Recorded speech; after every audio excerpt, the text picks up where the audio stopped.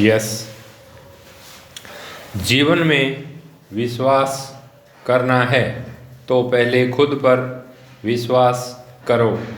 अगर देश की जनता पूछना चाहे कि संसद के शीतकालीन सत्र में क्या कामकाज हुआ, तो इसके लिए उसे दोषी नहीं ठहराया जा सकता। उत्तर संतोषजनक नहीं होगा। सत्र में दोनों सदनों द्वारा केवल एक विधेयक पारित किया गया। विमान अधिनियम 1934 को भारतीय वायुयान विधेयक 2024 के रूप में पुनः लागू कर किया गया, जबकि पिछले 3 शीतकालीन सत्रों में औसतन 9 विधेयक पारित हुए थे।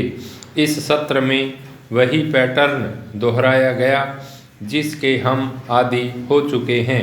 विरोध प्रदर्शन, फबतियाँ और बार बार स्थगन विराम लेकिन इससे पहले संसद में हुई उच्च गुणवत्तापूर्ण बहस को हमें नज़रअंदाज नहीं करना चाहिए।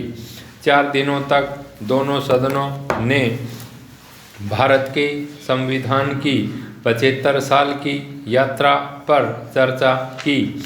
सभी पक्षों ने संविधान पर अपना दावा पेश किया। कांग्रेस के इसके संस्थापक के रूप में और भाजपा ने इसके उत्तराधिकारी के रूप में विराम। हालांकि बारीकी से देखें तो उस बहस ने संविधान पर 3 अलग अलग दृष्टिकोणों को उजागर किया, जिन्होंने स्वतंत्रता के बाद हमारे गणतंत्र को आकार दिया है विराम। पहला दृष्टिकोण वह है जिसे हम नेहरू का संविधान कह सकते हैं विराम। नेहरू ने संविधान को एक समानतापूर्ण समाज प्राप्त करने के साधन के रूप में देखा था। उदाहरण के लिए उद्देश्य प्रस्ताव के बचाव में 22 जनवरी 1947 को संविधान सभा में अपने भाषण में नेहरू ने तर्क दिया कि जिस वास्तविक स्वतंत्रता के लिए हमने आवाज़ उठाई है, उसका उद्देश्य हमारे भूखे लोगों को भोजन, कपड़े, आवास और प्रगति के सभी प्रकार के अवसर प्रदान करना था विराम। आर्थिक विषमता, डिजिटल विभाजन और भाईचारे के संवैधानिक मूल्य के महत्व पर ध्यान केंद्रित करते हुए कपिल सिब्बल ने संविधान पर बहस के दौरान राज्यसभा में अपने भाषण में इसी भावना को प्रदर्शित किया विराम पैरा।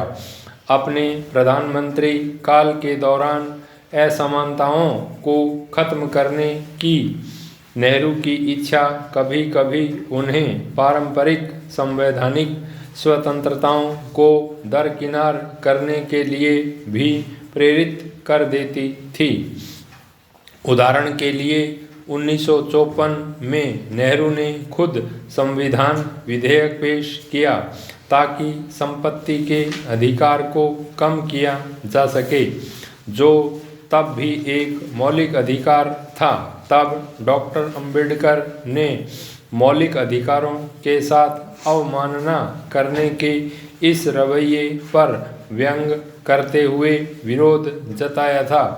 उन्होंने निजी संपत्ति के अधिकार और मौलिक अधिकारों के साथ छेड़छाड़ के खतरों के बारे में ऐसे शब्दों में बचाव किया जो उदार मूल्यों के किसी भी समर्थक के लिए जाने पहचाने होंगे विराम।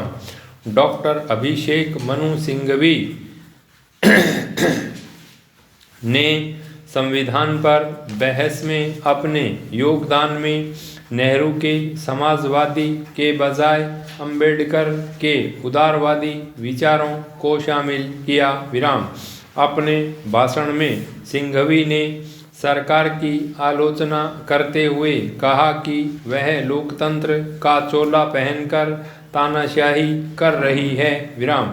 उन्होंने बुलडोजर राज के अन्याय, राज्यपाल पद के दुरुपयोग और संघीय ढांचे की अवहेलना की और ध्यान खींचा। ये मुद्दे इस बात के मूल में जाते हैं कि एक ऐसे देश में रहना क्या मायने रखता है जो कानूनों द्वारा शासित है, न कि मनुष्यों द्वारा, जहां नेहरूवादी संविधान सरकार को अन्याय का इलाज करने के लिए सशक्त करेगा, वहीं अम्बेडकरवादी संविधान उसके आवेगों पर अंकुश लगाने की भरसक कोशिश करेगा।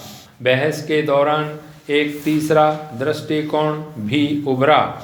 इसके अनुसार हमारा संविधान न तो नेहरू का है और न ही अम्बेडकर का, बल्कि यह भारत का संविधान है। इस दृष्टिकोण को रक्षा मंत्री राजनाथ सिंह ने अपने भाषण में विस्तार से बताया। सिंह ने डॉक्टर श्यामा प्रसाद मुखर्जी को उद्धृत करते हुए इस बात पर जोर दिया कि संविधान सामूहिक सहमति का परिणाम है। उन्होंने 1944 में हिंदू महासभा द्वारा अनुमोदित हिंदुस्तान स्वतंत्र राष्ट्र के संविधान की ओर इशारा किया। संविधान के उस मसौदे में व्यक्तिगत अधिकारों, धर्मनिरपेक्षता और संघवाद की भी गारंटी दी गई थी। यह दृष्टिकोण देश के संवैधानिक मूल्यों की गहरी जड़ों की ओर इशारा करता है। विराम। यह एक ऐसी संस्कृति का स्वाभाविक परिणाम है जो विविधताओं और मतभेदों का सम्मान करती है। विराम। संविधान के इन तीन दृष्टिकोणों में से किसी को भी गलत नहीं बताया जा सकता। विराम। बल्कि वे मौलिक प्रश्नों के प्रति भिन्न नजरियों का प्रतिनिधित्व करते हैं। विराम। यह आवश्यक है कि उन्हें जीवंत बहस में पेश किया जाए। दुख की बात है कि ऐसी सार्थक बहस शीतकालीन सत्र की बचकानी जुबानी जंग में समाप्त हो गई। विराम। स्टॉप।